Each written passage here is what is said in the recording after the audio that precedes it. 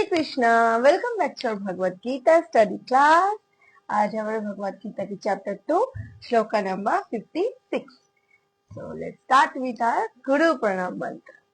ओम अज्ञानतिमिरान्धस्य ज्ञानाञ्जन शलाकया चक्षुरुन्मीलितं येन तस्मै श्रीगुरवे नमः। श्रीचैतन्यमनोभीष्टं स्थापितं येन भूतले स्वयं रूप कदा मह्यं ददाति स्वपदान्तिकम्। वन्देऽहं श्रीगुरा श्रीयुतापदकमलम् श्रीगुरून् वैष्णवांश्च श्रीरूपं साग्रजातं सहगना रघुनाथान्वितं तं सजीवं साद्वैतं सावधूतं परिजनसहितं कृष्ण चैतन्य देवं श्री राधा कृष्ण पादान् सहगना ललिता श्री विशाखान्वितांश्च। हरे कृष्णा। भगवान यहाँ पे क्या बता रहे, पिछले जो हमने पढ़ के आए, क्विक एक रिकैप कि भगवान आत्मा के बारे में डिटेल्स बता रहे। गीता की सार चैप्टर की नेम है भगवत गीता का। इसमें हम शरीर और आत्मा की डिफरेंशिएशन, आत्मा की साइजेस, आत्मा कहाँ, ये जो पूरा शरीर में जो चेतना है वो क्या है, ये सारे डिटेल्स बताने के बाद भगवान ने कर्म योग के बारे में बताया, बुद्धि योग के बारे में बताया। फिर अभी आ रहे कि अर्जुन क्वेश्चन पूछ रहे कि भगवान बोल रहे कि हमें स्थित प्रज्ञ होना चाहिए। पर अर्जुन क्वेश्चन पूछा स्थित प्रज्ञ से का भाषा, कैसे वो बोलते, कैसे चलते, कैसे सोचते। भगवान इसी का आंसर दे रहे। क्या? दुखेषु अनुद्विग्न मनः सुखेषु विगता स्प्रियः वीतराग भय क्रोधा स्थिता धीर्मुनिरुच्यते। अब भगवान बोले जो त्रय तापों के होने पर भी मन में विचलित नहीं होता अथवा सुख में प्रसन्न नहीं होता और जो आसक्ति भय तथा क्रोध मुक्त है वह स्थिर मन वाला मुनि कहलाता है। तो मतलब जिसको सुख में त्रिताप, त्रयताप मतलब त्रिताप, मतलब त्रिताप क्लेश के आध्यात्मिक क्लेश आदि, भौतिक क्लेश आदि, दैविक क्लेश। तो आगे तात्पर्य में हम पढ़ेंगे। तो ये त्रिताप क्लेश दुख हमारा है, क्योंकि हमारे मन से दुख होता है, या तो हम दूसरे जीवों से दुख प्राप्त करते, और नहीं तो फिर ये जो दैविक जो क्या बोलते भूकंप है, देवी देवता द्वारा दिया मतलब तूफान, आंधी, फिर ये जो सारे नेचुरल कैलामिटीज है, ये सारे हमारे दुख होता है। तो ये सारे दुखों में जो विचलित नहीं होता, दुख आया सोचेंगे कि भगवान के दिया हुआ है, तो जो विचलित नहीं होता, और ज्यादा सुख आए तो उसमें ज्यादा प्रसन्न नहीं हो जाता, ऐसे आसक्ति हित है, और भय तथा क्रोध से मुक्त है। ना उसका कोई भय लगता है कि भगवान हमें मार देंगे तो क्या होगा, मर जाएंगे, ना कोई भी निडर होता है। जो कृष्ण भक्त होता है ऑलवेज निडर है, ऑलवेज खुश है, क्योंकि उनको ये ज्ञान है, पता है कि हमारा शरीर मरता है, आत्मा तो मरते ही नहीं, तो भाई किस बात की। तो ये भय नहीं है। क्रोध से मुक्त होता है, बहुत टफ है ना क्रोध से मुक्त होना। It is really very very tough कि हमें कुछ ना कुछ बारे में, हमें थोड़ा सा भी बात हो, कोई कुछ कर दे तो हमारा गुस्सा आ ही जाते हैं। तो जो स्थित धीर मुनि होगा, जो जिसको बुद्धि स्थिर है, वो बिल्कुल ये सब क्वालिटीज उसके अंदर होगा, भगवान बता रहे। तो तात्पर्य देखते हो क्या बोल रहे। मुनि शब्द का अर्थ है वह जो शुष्क चिंतन के लिए मन को अनेक प्रकार से उद्वेलित करे, मुनि, किंतु किसी तथ्य पर ना पहुंच सके। कहा जाता है कि प्रत्येक मुनि का अपना अपना दृष्टिकोण होता है, और जब तक एक मुनि अन्य मुनि से मित्र ना हो तब तक उसे वास्तविक मुनि नहीं कहा जा सकता। तो दूसरे मुनि के साथ उनकी मित्र भी होना चाहिए।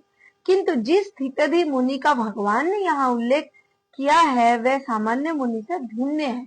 जो नॉर्मल मुनि है, मुनि मतलब कि मन को बिल्कुल कंट्रोल करके रखता है ना, और ये मुनि जो स्थित धुर मुनि, ये मुनि क्या है, स्थिताधि मुनि सदैव कृष्ण भावना भावित रहता है, क्योंकि वह सारा सृजनात्मक चिंतन पूरा कर चुका होता है और वह प्रशांत निशेष मनोस्थानांतर कहलाता है, जिससे सूक्ष्म चिंतन की अवस्था पार कर ली और इस निष्कर्ष पर पहुंचता है कि भगवान श्री कृष्ण और वासुदेव जो है वो सब कुछ है।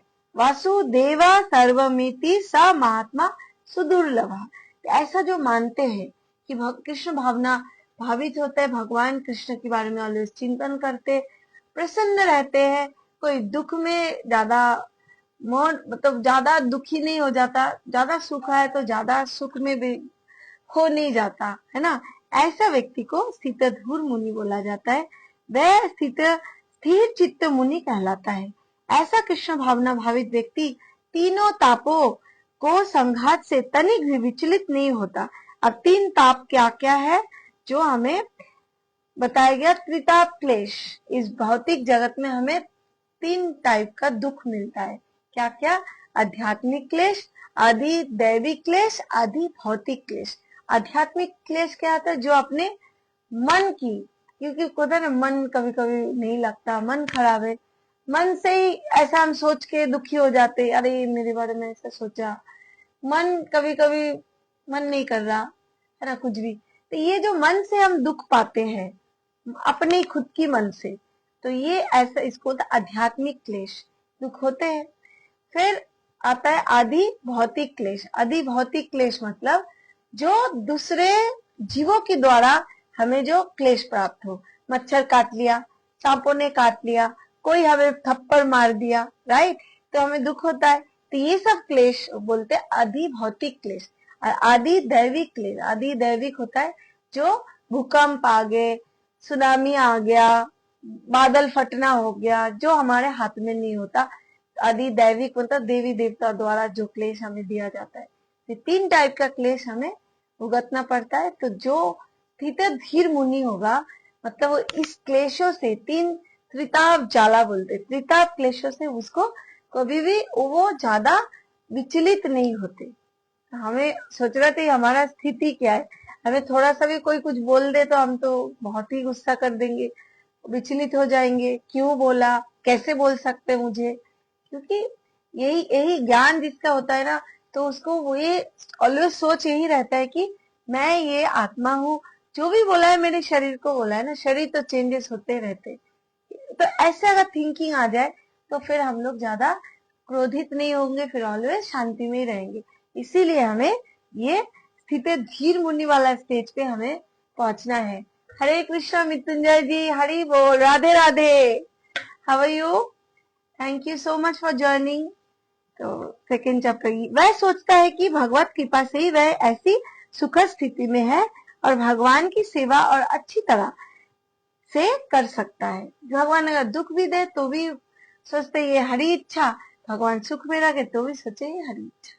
ऐसे हमें होना चाहिए और भगवान की सेवा के लिए वह सदैव साहस करने के लिए सश्रुद्ध मतलब रहता है कि मैं क्या सेवा करूं और क्या सेवा करूं और क्या कर सकता हूँ।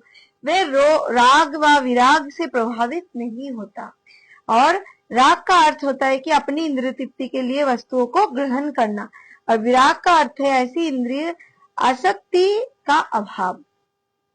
किंतु कृष्ण भावना में स्थिर व्यक्ति न तो राग होता है न हो वैराग, क्योंकि उसका पूरा जीवन ही भगवत सेवा में ही चले जाते। वो सबके अंदर कृष्ण की अंश देखते हैं, सारे जीवों में, सारे दुनिया के हर कुछ भगवान की अंश देखते, उसमें ही सेवा की भावना रखते हैं, किसी के विरुद्ध सोचता नहीं है, किसी का दोष नहीं दिखता, राइट, अर्पित रहता है। फलत सारे प्रयास असफल रहने पर भी वह क्षुब्ध नहीं होता और चाहे विजय ना हो। कृष्ण भावना भावित व्यक्ति अपने संकल्प का पक्का होता है, तो चाहे विजय ना भी हो, प्रयास बहुत किया, हो सकता है फेल हो गए, फिर भी हमें दुख नहीं होता। जो कृष्ण भावना भावित है, जो इस स्टेज पे पहुंच चुका है, तो हमें भी हमारा जीवन को भी उसी स्टेज पे, उस मन की ओर स्थिर धीर वाले स्टेज पे जाना चाहिए। प्रयास यही करना चाहिए, जो जो जिसका जो भी लेवल हो, हमें कोशिश करना चाहिए कि जैसे हरी इच्छा, जो भी दिया है, जो प्राप्त है वो पर्याप्त है, ऐसा सेल्फ सेटिस्फेक्शन हमें हमारे अंदर होना चाहिए। नहीं तो फिर ना हम पूरा दुनिया की चीजों की तरह भी इकट्ठा कर लिए, चाहिए वो चाहिए, गाड़ी चाहिए, बंगलो चाहिए, नौकरी चाहिए, पैसा चाहिए, बच्चे चाहिए, या हमारे बच्चे फर्स्ट आना चाहिए। तो ये चाहत की कोई तो खत्म ही नहीं है, कभी भी नहीं। और क्या है ना कि भगवान बोल रहे कि ये सब इकट्ठा हम कर भी लिए, सब कुछ मिल भी गया चाहते चाहते, तो क्या हम इसको लेके जा सकते? मरना तो एक दिन है ही, है ना। तो this is actually crux of our life, कि हमें अगर मरना, मृत्यु अगर हमारा लाइफ का एब्सोल्यूट सच है, तो क्या हम इसके लिए प्रिपेयर हो रहे हैं? Right, question yourself. तो नेक्स्ट श्लोका है श्लोका नंबर 57।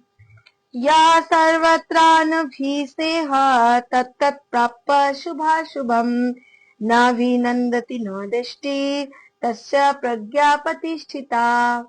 नेक्स्ट श्लोक है, इस भौतिक जगत में जो व्यक्ति न तो शुभ की न अशुभ शुभ की प्राप्ति से हर्षित होता है, न अशुभ को प्राप्त होने पर उससे घृणा करता है, वह पूर्ण ज्ञान में स्थिर होता है। तो ऐसे व्यक्ति जो शुभ अगर हो उसके साथ तो ज्यादा खुश नहीं होता, ज्यादा हर्षित नहीं होता, और उसके साथ कोई अशुभ चीज उसके जीवन में आ गया जो उसको अच्छा नहीं भी लग रहा, पर उसके लिए भी वो ज्यादा उसको उस चीजों को घृणा नहीं करता, उसको एक्सेप्ट कर लेते। ठीक है कि ये भगवान ने मुझे दिया है, भगवान की सैंक्शन है, मेरे कोई प्रारब्ध होगा, मेरी कोई कर्म होगा, तभी तो हमें ये मिला है, तो इसको खुशी खुशी एक्सेप्ट करो। तो देखो उस चीजों से हम इजीली ओवरकम कर लेंगे, खुश रहेंगे। आफ्टर ऑल क्या मैटर करता है हमारे लाइफ में, कि हम लोग बहुत खुश रहे, है ना। एंड ऑफ द डे हमें खुश रहना होगा। जो भी हमारे पास है, दूसरों को चीजों को देख के हमें ना ईर्ष्या करना चाहिए, ना जेलस होना चाहिए। जो हमारे पास है हम उसमें खुश रहे। आज जिसका कुछ है नहीं, जो हमारे पास हमसे भी जिसको नीडी व्यक्ति है, उसको हम थोड़ा सा खुश करने की सेवा करके प्रयास करें। This is the thing. हाँ, ऐसा नहीं ज्यादा से ज्यादा मतलब खुद को, मतलब पैरों तले जमीन नहीं है दूसरे को प्रयास करते जाओ, वो नहीं। अपना जो भी है, अगर मेरे पास 10 रुपया है तो मैं 5 रुपया तो किसी को दे ही सकता, राइट। तो इसीलिए हमें देना भी चाहिए। तात्पर्य श्रील प्रभुपाद की जय। भौतिक जगत में सदा ही कुछ ना कुछ उथल पुथल होती रहती है, उसका परिणाम अच्छा हो चाहे बुरा। कुछ ना कुछ देखो, कभी कुछ ना कुछ हमारे चारों तरफ हो ही रहा है। ये भौतिक जगत है, दुखालम अशाश्वतम है। जो ऐसी उथल पुथल से विचलित नहीं होता, जो अच्छे शुभ या बुरे अशुभ से अप्रभावित रहता है, उसे कृष्ण भावनामृत में स्थिर समझना चाहिए। तो ऐसे व्यक्ति कृष्ण भावनामृत में स्थिर कब होता है? जो शुभ अशुभ में स्थिर रहते हैं। और जब तक मनुष्य इस भौतिक संसार में है, तब तक अच्छाई या बुराई की संभावना रहती है, क्योंकि ये संसार द्वैत या द्वंद्व से पूर्ण है। दिन है तो रात है, व्हाइट है तो ब्लैक है ना। तो इसीलिए जो हमारा अनुकूल है तो प्रतिकूल है, ऑलवेज एक कॉन्ट्राडिक्टरी सिचुएशन, द्वंद्व से हमारा लाइफ घिरा हुआ है। क्योंकि एक अगर सिर्फ दिन ही दिन होता तो फिर रात की वैल्यू नहीं रहती, रात ही रात होता तो दिन की वैल्यू नहीं रहती, है ना। इसलिए बोथ आर कॉम्प्लीमेंटरी, दोनों ही है इस जगत में। हमें सुख है तो दुख है ना, शांति है फिर अशांति भी है, वैराग्य है फिर आसक्ति भी है, राइट। तो सब कुछ है। तो ये किंतु जो कृष्ण भावनामृत में स्थिर है, वह अच्छाई से या बुराई से अछूत रहता है, क्योंकि उसका सरोकार कृष्ण से रहता है, सर्व मंगलमय है। ऐसे कृष्ण भावनामृत से मनुष्य पूर्ण ज्ञान की स्थिति प्राप्त कर लेता है, जिसे समाधि कहते हैं। हम बोलते हैं ना समाधि, ऐसे नहीं समाधि मतलब कि बस ऐसे पोज से ज्ञान मुद्रा में बैठ के आंखें बंद करके पहाड़ों में बैठ जाओ। समाधि मीन्स घर परिवार में रहते हुए भी अगर मेरा मन अंदर से, अंतर मन से सिर्फ और सिर्फ भगवान के चिंतन में, स्मरण में बिजी रहे, बाहरी जो हमें कार्य करना है तो करना ही पड़ेगा, तो वो करते रहे, अंदर ही अंदर श्री राम कृष्ण या भगवान की हमें चिंतन चलते रहे। तो ये इसको बोलते समाधि का स्टेज, कि हाथ में हमें काम चलते रहे, बिना कर्म की हमें उद्धार नहीं है। भगवान स्वयं बोल रहे कर्म करो, कर्म क्या? चिंतन हमारा ऑलवेज भगवान की केंद्रित होना चाहिए, राइट। तो दिस इज एक्चुअली थिंग हमारे ऑलवेज ये, चाहे हम नौकरी कर रहे हो, चाहे हम जो भी कुछ काम कर रहे हो, जहां पे भी हो, इस मनुष्य शरीर को उद्धार एक ही चीजों से होता है, हरि नाम से शुद्धिकरण। जब तक हम जप नहीं करेंगे, जब तक भगवान की नाम हृदय में ऑलवेज नहीं लेने की प्रयास करेंगे, तो क्या होगा, हमारा शुद्धिकरण नहीं है, हम अपने आप को एलिवेट नहीं कर सकते। तो इसीलिए चाहे आप माला में करो, माला में तो संख्या नाम जप की बहुत एक महत्व है, क्योंकि उसमें काउंटिंग से हो जाता है, नहीं मैंने ये माला किया, इतना नाम किया, ठीक है।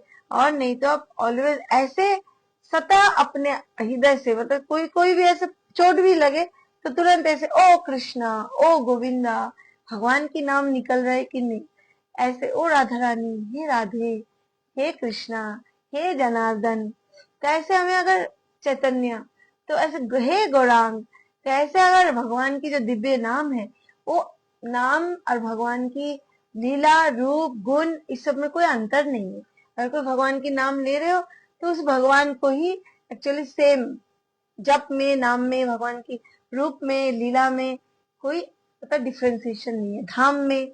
तो इसीलिए हमें ऑलवेज ये सब की चिंतन करना चाहिए। कब आएगा, प्रैक्टिस से, अभ्यास, अभ्यास से योग में जुटते नहीं। तो हमें अभ्यास कैसे करे कि जो भी काम कार्य करे, सुबह से लेके रात तक जो 24 आवर्स हमारे पास है, तो हमें खुद की पैटर्न देखना चाहिए कि हमारे कितने घंटा हम क्या चिंतन में, क्या रूटीन हमारा है, बस उसको चॉकआउट करें। फिर उसके बाद डिसाइड करें कि हमारा लाइफस्टाइल में हमें क्या, अकॉर्डिंग टू शास्त्र जो भगवत गीता बोल रहे, उसी हिसाब से हमें, हम कितना उसके पास है, राइट। तो रूटीन अपने आप को बोलते 24 घंटा है, 8 8 8 8 घंटा काम करे, 8 घंटा अपने शरीर के लिए करे, सोए खाए, वॉशरूम जाए, जो भी है शरीर की देखभाल के लिए कसरत करे, योग करे, जो भी है परिश्रम करे, और 8 घंटा होता है भगवान की सिर्फ नामों के लिए, है ना। तो तीनों फेज में डिवाइड करना चाहिए 24 आवर्स को।